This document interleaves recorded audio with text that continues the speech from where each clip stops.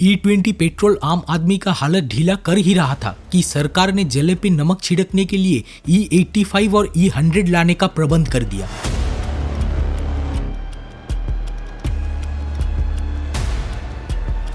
Crude oil की dependency और carbon emission को कम करने के चक्कर में प्रॉब्लम को सड़क से उठा के खेत में डाल दिया।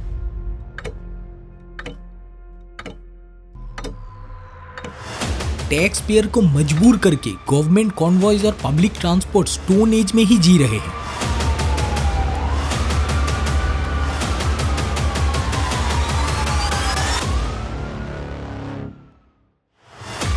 (27 अप्रैल 2026) इंडियन गवर्नमेंट ने एक ऐसा ड्राफ्ट इशू किया जिससे कार मेकर्स और आम आदमी के पैरों तले जमीन खिसक गई। भारत में 2030 के अंदर E85 और E100 फ्यूल को मैंडेटरी किया जाएगा। अब आप सोचेंगे उससे भला हमें क्या प्रॉब्लम, E20 तो चल ही रहा है, ये आएगा तो क्या ही हो जाएगा। बट ये स्टेप कितना मेजर प्रॉब्लम क्रिएट करेगा, आइए समझते हैं। देखिए, 1 अप्रैल 2026 से पहले इंडिया में मोस्टली E10 फ्यूल ही बिकते थे, जो कि 2023 से पहले बने व्हीकल्स के लिए काफी हद तक ठीक था। But ministry of petroleum and natural gas ने इस दिन एक पॉलिसी के सहारे E20 फ्यूल को देश के हर कोने में सेल करना कंपलसरी कर दिया।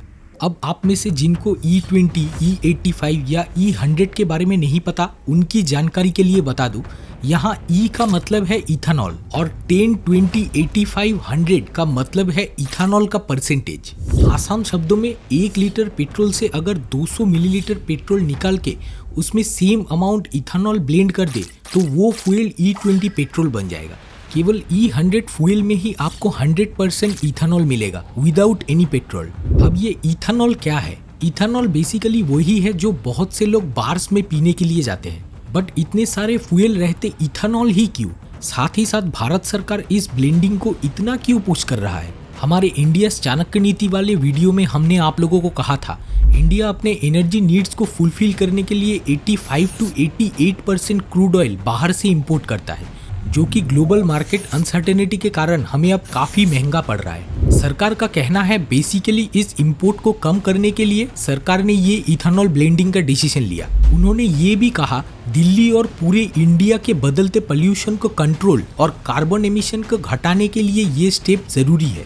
पेट्रोल, डीजल जैसे फॉसिल फ्यूल अगर जलाया जाए तो कार्बन डाइऑक्साइड, मीथेन जैसे carbon particle content gases nature में रिलीज करेंगे। यही है कार्बन एमिशन। बट इस ब्लेंडिंग के लिए इथेनॉल को ही क्यों चुना? इसको जानने के लिए हमें अपने मेन स्टोरी में वापस जाना पड़ेगा। According to some reports and Indian government, ethanol एक रिन्यूएबल, डोमेस्टिकली प्रोड्यूस्ड और ऑक्टेन बूस्टर फ्यूल है। 1 लीटर इथेनॉल जलने से अप्रोक्स 1.6 kg CO2 एटमॉस्फेयर में निकलेगा। पेट्रोल में सेम चीज करने से निकलेगा 2.4 kg CO2। अब इंडिया में मेनली इथेनॉल बनते हैं शुगर केन और मेज से। एक सिंगल प्लांट से प्रोड्यूस्ड इथेनॉल बर्निंग के टाइम जितना कार्बन एमिशन करेगा, अगर वही प्लांट अपने छोटे से बड़े होना यानी ग्रोइंग पीरियड में सेम अमाउंट ऑफ CO2 सोख लेता है, तो उसी चीज को हम फैंसी वर्ड्स में कहेंगे रिन्यूएबल एनर्जी। शुगर केन और मेज ज्यादातर महाराष्ट्र, बिहार, उत्तर प्रदेश यानी अपने देश में प्रोड्यूस होने के कारण इथेनॉल की प्रोडक्शन और ट्रांसपोर्ट कॉस्ट सरकार को सस्ता पड़ेगा। इसके साथ साथ इथेनॉल पेट्रोल का ऑक्टेन बूस्ट करेगा। सुनने में ये टर्म्स आपको फॉर्मूला 1 जैसे लगे? Understanding this is quite easy. Her fuel का एक रिसर्च ऑक्टेन नंबर या रॉन होता है जो डिसाइड करेगा इग्निशन के समय वो फ्यूल राइट टाइम पे जलेगा या नहीं। अगर रॉन 90 या उससे नीचे हुआ तो फ्यूल इंजन के अंदर हीट और कंप्रेशन से अर्ली एक्सप्लोड होगा, जिससे आपके इंजन में नॉकिंग के साथ साथ भारी नुकसान भी होगा। और अगर 95 या उससे ऊपर हुआ तो फ्यूल अर्ली कंबशन को रेजिस्ट करेगा और आपका इंजन स्मूथ एंड बेटर चलेगा।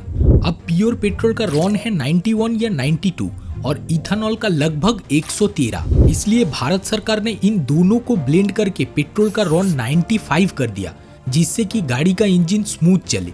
अब जब इतना सब कुछ परफेक्ट है तो इस इशू को लेकर इतना भागदौड़ और प्रोटेस्ट क्यों? देखिए, हर एक चीज जो कुछ एस्पेक्ट में परफेक्ट हो, जरूरी नहीं कि वो आपके लिए अच्छी हो।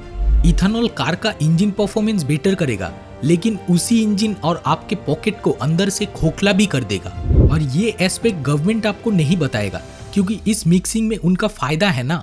इंडिया के इथेनॉल मेकिंग कंपनीज में से 2 के ओनर है हमारे road transport and highway minister Nitin Gadkari के बेटे। उनका बड़ा बेटा निखिल गडकरी मैनेज करते हैं CN agro industries and infrastructure limited को और छोटा बेटा सारंग गडकरी मानस एग्रो इंडस्ट्रीज को। इस पेट्रोल ब्लेंडिंग पॉलिसी का भरपूर फायदा उठाते हुए सीएन एग्रो ने पिछले 1 साल के अंदर 790% का रिटर्न अचीव किया। ऐसे एबनॉर्मल ग्रोथ के चलते बॉम्बे स्टॉक एक्सचेंज ने इसको long term additional surveillance measure पे डाल दिया।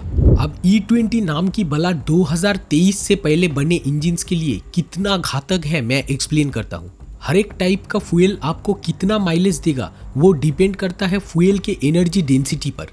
अगर एनर्जी डेंसिटी कम हुआ तो माइलेज कम होगा और ज्यादा हुआ तो माइलेज ज्यादा। अब पेट्रोल का एनर्जी डेंसिटी है 44 टू 46 मेगाजूल पर केजी और इथेनॉल का 27 टू 30 मेगाजूल पर केजी।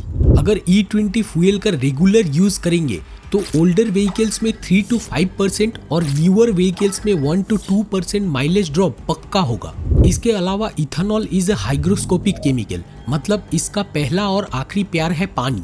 ये ऑब्सेशन इतना नेक्स्ट लेवल है कि इथेनॉल आपके व्हीकल टैंक में मौजूद एयर से मॉइस्चर को खींच के अपने अंदर पानी के रूप में समा लेगा, जिससे इथेनॉल पेट्रोल से अलग होके बॉटम में सेटल करेगा और उस मिक्स्ड पानी के कारण टैंक के मेटल पार्ट में कोरोजन या जंग लगेगा।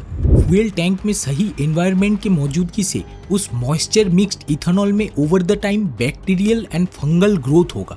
सल्फर रिड्यूसिंग बैक्टीरिया और हाइड्रोकार्बन यूटिलाइजिंग बैक्टीरिया आपके टैंक में मौजूद पेट्रोल को खा के ग्रो करेंगे और बदले में हाइड्रोजन सल्फाइड छोड़ेंगे, जो कि टैंक में और ज्यादा जंग लगाएगा। ये माइक्रोब्स जब मरेंगे, इनकी डेड बॉडी, पेट्रोल के अंदर की धूल और जंग सब मिल के एक स्लज फॉर्म होगा। अब आप जब गाड़ी चलाएंगे तो वो स्लज फ्यूल के साथ सर्कुलेट होके आपकी गाड़ी के फ्यूल इंजेक्टर, फ्यूल पंप जैसे पार्ट्स को क्लॉग करेगा।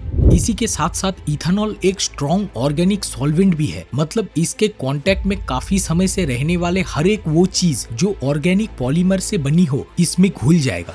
आपके इंजन में मौजूद प्लास्टिक एंड रबर कंपोनेंट्स जैसे gaskets, coolant reservoirs, O rings and seals बनते हैं ऑर्गेनिक पॉलीमर्स से। ओवर द टाइम ये कंपोनेंट्स इथेनॉल ब्लेंडेड पेट्रोल के कांटेक्ट में रहने के वजह से नॉर्मल रेट से फास्टर वेयर एंड टियर होगा। इंश्योरेंस कंपनीज, कार मेकर्स और गवर्नमेंट ये तीनों मिलके इन ही प्रॉब्लम्स का फायदा उठा के मुनाफा कमा रहे हैं। मैं ऐसा दावा क्यों कर रहा हूँ अभी आपको समझाता हूँ। इंश्योरेंस कंपनीज ने E20 फ्यूल से होने वाले इंजन डैमेज को ग्रे जोन में डाल दिया।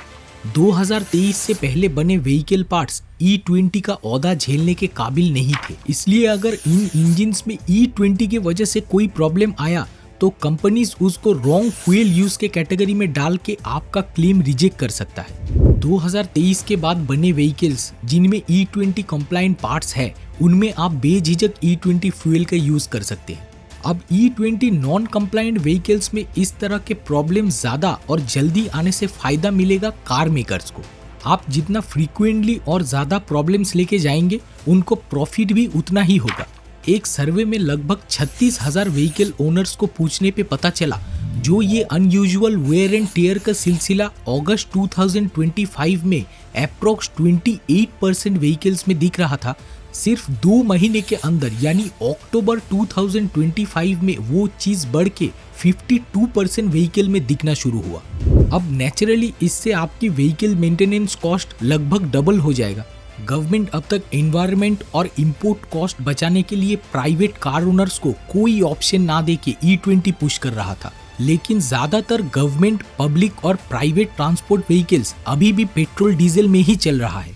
2022 में पब्लिश्ड एक रिपोर्ट के अनुसार लगभग 8.5 लाख गवर्नमेंट और public transports are heavily relying on petrol and diesel, जिनमें नेता मंत्रियों के कॉन्वॉय भी शामिल है। गवर्नमेंट के इतने पुशिंग एंड ऑल के बाद भी सिर्फ फाइनेंशियल ईयर 25-26 में ही 95,871 न्यू बसेस ने रजिस्टर किया, जिनमें से 80,705 थे डीजल और मात्र 3549 थे इलेक्ट्रिक। अब ये जो सारा कियोस अभी तक सिर्फ गवर्नमेंट, कार मेकर्स और कार ओनर्स के बीच चल रहा था, 27 अप्रैल का ये ड्राफ्ट जिसमें गवर्नमेंट ने कुछ सालों के अंदर E85 और E100 लाने का अनाउंसमेंट किया, उसकी कीमत शायद धीरे धीरे सभी आम आदमी चुकाएंगे। अब आपने वीडियो यहाँ तक देख लिया तो आप गेस कर चुके होंगे कि E85 और E100 क्या है। मैंने पहले ही वीडियो में कहा था, इंडिया में इथेनॉल मेनली बनते हैं शुगर केन और मेज से। शुगर केन या गन्ना एक वाटर हंग्री प्लांट है। ग्राउंड वाटर जो कि इंडिया का मेन फ्रेश वाटर सोर्स है, नीति आयोग के एक रिपोर्ट के अनुसार 2020 में ही दिल्ली, बेंगलुरु, चेन्नई, हैदराबाद जैसे 21 मेजर सिटीज में ये लेवल नियर टू जीरो पर पहुंच गया। यहाँ कई लोग बोलेंगे इसमें चिंता की कोई बात नहीं, ग्राउंड वाटर तो एक रिन्यूएबल रिसोर्स है। लेकिन आपको ये समझना पड़ेगा, इस रिन्यूएबल रिसोर्स को शॉर्ट पीरियड ऑफ टाइम में भारी तादाद पे यूज करने से ये रिसोर्स रिन्यूएबल नहीं रहेगा। 1 केजी शुगर केन उगाने के लिए लगभग 150 से 250 लीटर फ्रेश वाटर चाहिए। अब 1 केजी शुगर केन से सिर्फ 70 से 90 ml इथेनॉल ही मिल पाएगा।